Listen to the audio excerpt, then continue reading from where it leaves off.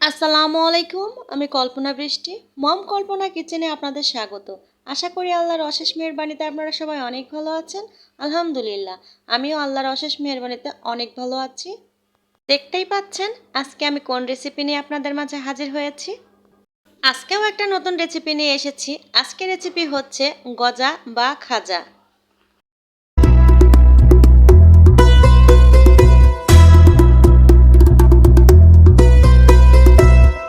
তো চলুন খাজা বানানোর প্রস্তুতিটা আমি শুরু করে দিই। এই যে খাজা বানাতে আমি প্রথমে এই কাপের 1 কাপ পরিমাণ ময়দা নিয়ে নিয়েছি।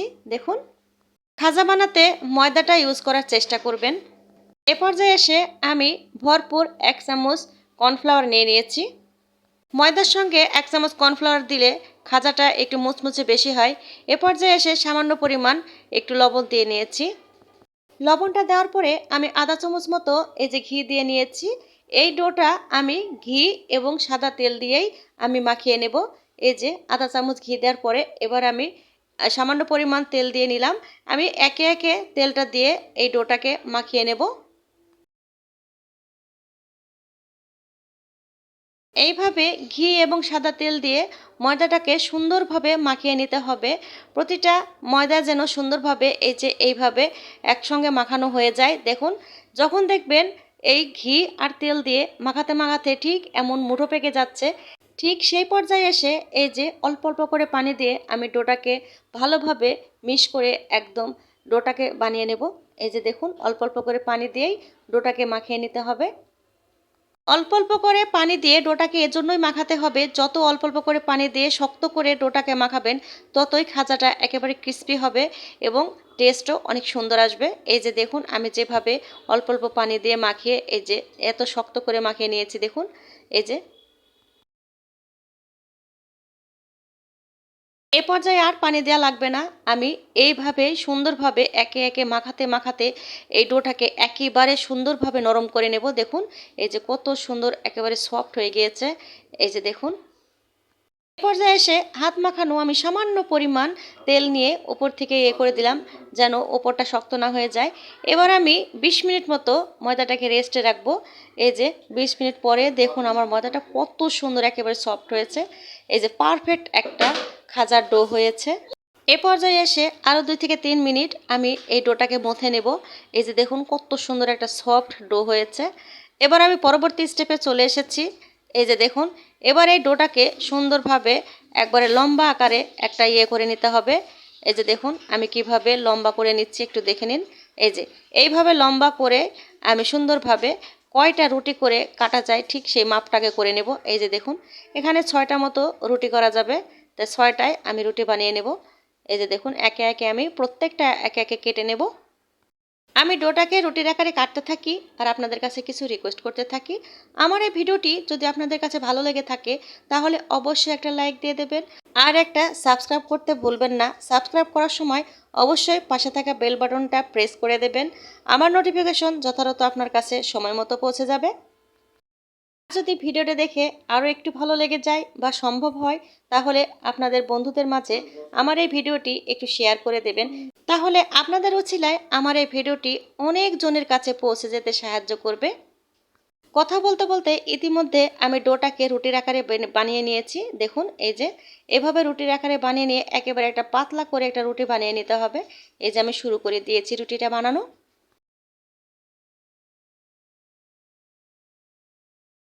এই তো অলরেডি আমার একটা রুটি বানানো হয়ে গিয়েছে। ঠিক এই পরিমাণ পাতলা করে একটা রুটি বানিয়ে নিতে হবে। প্রতিটা রুটি আমি একে একে বানিয়ে নেব। রুটিটা বানানোর সময় এই যে সাইডে যে ময়দাটা দেখছেন এটা কিন্তু ময়দা না, এটা হচ্ছে কর্নফ্লাওয়ার। আপনারা যখন রুটিটা বানাবেন তখন অবশ্যই কর্নফ্লাওয়ার ইউজ করবেন। কর্নফ্লাওয়ারে কি হবে আমি একটু পরে আপনাদের জানিয়ে দেব। এই তো 6টা রুটি আমার বানানো হয়ে গিয়েছে। এবার আমি পরের স্টেপে আসি। পরের স্টেপে এই যে আমি একটা রুটি নিয়ে নিয়েছি। রুটিটার কোনো জায়গায় জড়ো থাকা যাবে না, সুন্দর করে একেবারে শার্ট করে রুটিটা নিয়ে নিতে হবে। নেওয়ার পরে এই যে আমি সাদা তেল দিয়ে দিয়েছি।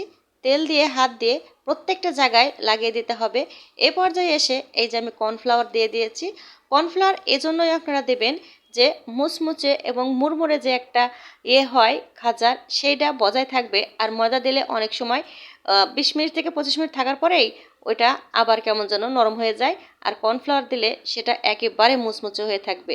আপনারা বেশিরভাগ সময় কর্নফ্লাওয়ার দিতে অবশ্যই দেওয়ার চেষ্টা করবেন। এই যে আমি পরবর্তী আরেকটা রুটি ওর পরে সুন্দরভাবে বসিয়ে দিয়েছি এবং চেপে চেপে বসিয়ে দিয়েছি। এই যে পরবর্তীতেও আমি একইভাবে এই যে 6টা রুটি আমি সাজিয়ে নিয়েছি, নিয়ে একদম স্টেপ বাই স্টেপ সাজিয়ে নিয়েছি। এই যে দেখুন, এবার একেবারে ফাইনাল সময় এই যে দেখুন উপরে আমি আবার তেল আর কর্নফ্লাওয়ার দিয়ে নিয়েছি। এ পর্যায়ে এসে রুটিটাকে আস্তে ধীরে সুস্থে এই যে সুন্দরভাবে একে একে একে একে প্রত্যেকটা রুটি জড়িয়ে নিতে হবে। এত চেষ্টা করেও এই ভিডিওটি একটু ছোট করতে পারলাম না, ভিডিওটি একটু বড় হয়ে গেল। কেননা এসব জিনিস বানাতে হলে আসলে ডিটেলস আপনাদের না দেখালে এগুলো আসলে অনেক সময় মনে থাকে না, তাই ভিডিওটা একটু বড় হয়ে গিয়েছে। এই যে প্রতিটা রুটি একসঙ্গে সুন্দরভাবে টেনে টেনে জড়িয়ে নেওয়ার পরে এই যে মুখের কাছে এসে একটু একদম ঠান্ডা পানি দিয়েই আপনারা এই যে মুখটাকে ছিল করে দেবেন। এই যে দেখুন, পানি দিলে একেবারে সুন্দরভাবে লেগে যাবে আর খোলার সম্ভাবনা থাকবে না। এই যে ছিল করে দেওয়ার পরে মুখটাকে সুন্দর করে একবারে লাগিয়ে এইভাবে একটু সুন্দর করে ইয়ে করে নিতে হবে। দেখুন এই যে কত সুন্দর একবারে লেগে গিয়েছে, আর খুলবে না এটা। এ পর্যায়ে এসে এই যে দেখুন কয়টা যে আমার খাজা হবে ঠিক সেই পরিমাণে খাজাগুলো আমি কেটে নেব। আমি একটু ওষার ওষার মোটা মোটা করেই বানিয়ে নেব। এই যে দেখুন কয়টা হবে এখানে কেটে কেটে নিয়ে আমি আলাদা করে রেখে দিচ্ছি। আর ভাঁজগুলো দেখুন সুন্দরভাবে একের পর এক ভাঁজ কিন্তু বজায় আছে। এই যে দেখুন এখানে আমি 6 পিস খাজা বানিয়ে নিয়েছি। দেখুন এই যে এবার আমি খাজার আকারটা দিয়ে দেব। কিভাবে খাজাটা এই যে তার আকার দেওয়া লাগবে আমি একটু দেখিয়ে দিচ্ছি। এই যে আমি 4 আঙ্গুল দিয়েই খাজাটাকে একটু হালকা করে চাপ দিয়ে দাবিয়ে নিচ্ছি। এবার একটু কর্নফ্লাওয়ার উপরে দিয়ে দেব। দেওয়ার পরে একটু বেলুন দিয়ে হালকা করে আমি একটু বেলে নেব। এই যে দেখুন হালকা করে বেলে নিতে হবে, তা না হলে নিচের যে যে অংশগুলো যে স্টেপ বাই স্টেপ দেওয়া আছে সেগুলো কিন্তু বসে গেলে আর ভিতরে ফুলবে না। তাই আস্তে করে দিয়ে ঠিক এইভাবে করে নিতে হবে। এক এক করে সবগুলো খাজাই আমি বানিয়ে নিয়েছি। এবার আমি দেখি কয়টা খাজা হয়েছে। এই যে দেখুন 6টা হয়েছে এখানে, এই 6টাই যথেষ্ট। এবার চলে আসলাম পরের স্টেপে। এসে আমি কিচেনে চলে এসেছি। কিচেনে এসে আমি একটা বড় সড়ো প্যান বসিয়ে দিয়েছি এবং পর্যাপ্ত পরিমাণ তেল দিয়ে নিয়েছি। এটা ডুবা তেলেই ভাজতে হবে, তারপরেও আমার যতটুকুন সামর্থ্য ততটুকুন দিয়ে দিয়েছি। এই যে দেখুন দেওয়ার পরে আমি 3টা খাজা এই যে ছেড়ে দিয়েছি, দিয়ে আস্তে আস্তে করে নাড়াচাড়া করে নিতে হবে। দেখুন একে অপরের গায়ে লাগতে দেওয়া যাবে না। এই যে দেখুন কত সুন্দর আস্তে আস্তে ফুলছে, দেখেছেন কত সুন্দর। এই যে ভাজে ভাজে সুন্দরভাবে একে একে ফুলে এই যে আলাদা হয়ে যাবে। খাজাটা ভাজার সময় খেয়াল রাখতে হবে একই তালে কিন্তু জালটাকে লাগিয়ে রাখতে হবে, না কম না বেশি। খুব আস্তে আস্তে ধীরে সুস্থে দিলেও কিন্তু এটা চিমড়ি হয়ে যাবে। একটু মাঝারো আকারে দিয়ে আস্তে আস্তে করে ভেজে নিতে হবে, তাহলে ভেতরটা মুচমুচে হবে একবারে। দেখুন কত সুন্দর কালার এসেছে এবং মুচমুচে হয়ে এই যে ভাজা হয়ে গেছে। এই যে দেখুন কি পরিমাণ ফুলেছে, ভিতরে না ফুললে কিন্তু এটা চিমড়ি হয়ে যাবে। এই যে দেখুন একে একে সবগুলো খাজাই আমার বানানো হয়ে গিয়েছে। এই যে দেখুন কত সুন্দর, এই যে কি কালার আর কত সুন্দর। দেখুন এই যে ভাঁজগুলোর থেকে কি সুন্দর আলাদা আলাদা হয়ে গিয়েছে। এই যে দেখুন এর ভিতরে এখন যদি শিরা দিই, শিরাটা ফাইনভাবে চষে নেবে।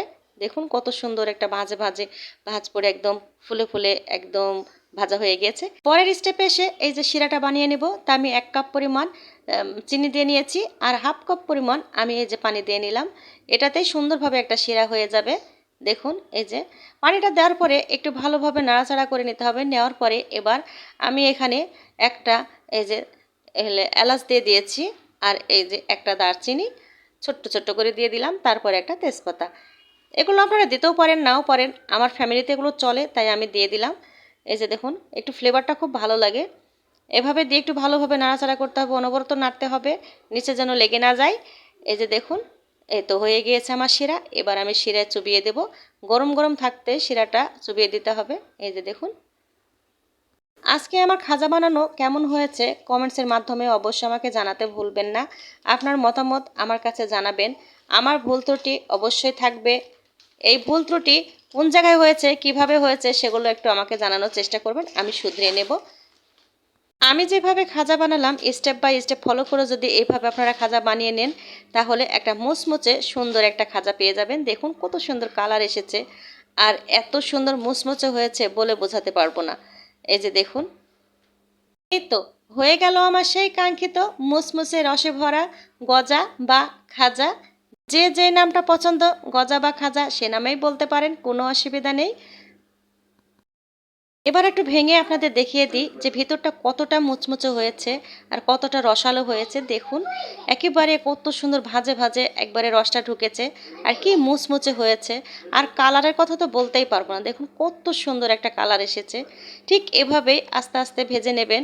আর একটু হালকা আজকে বাতাসের জন্য এই যে শিরাটা এই যে জমে গিয়েছে, দেখুন কত সুন্দর। ভিডিওটি অনেক বড় হয়ে যাচ্ছে, তাই আজকের মতো ভিডিওটা আমি এখানেই রেখে দেব। সবাই ভালো থাকবেন, সুস্থ থাকবেন, নিজেকে সুস্থ রাখবেন, আশপাশ পরিষ্কার রাখবেন, সবাইকে ভালো রাখার চেষ্টা করবেন। আল্লাহ হাফেজ। আসসালামু আলাইকুম।